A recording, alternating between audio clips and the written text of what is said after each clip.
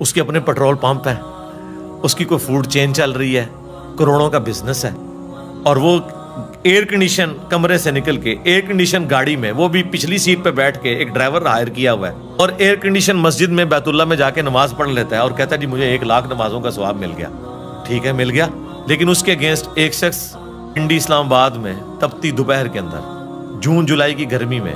Road کے کنارے کھدائی کر رہا ہے مزدور، اور نماز کا وقت آتا ہے تو وہ اپنا پرنا جو اس نے سر پہ باندھا ہوا ہے وہی ایک گرین بیلٹ کے اوپر بچھاتا ہے، سائیڈ سے ایک چشمے سے یا کسی ٹوٹی جو لگی ہوئی ہے وضو کرتا ہے، اذان کی آواز سن کے بغیر جماعت کے نماز پڑھتا ہے۔ تو آپ میتھمیٹیکل آپ کیلکولیشن کریں گے کہ اس کی 1,00,000 نماز امام کعبہ کے پیچھے، اور یہ تو بغیر جماعت کے، اور جماعت تو 27 گنا ہے، یہ تو بیچارہ کمزور دھاگے سے بندھا ہوا ہے۔ اللہ تعالیٰ کے نزدیک شاید اس کی ایک نماز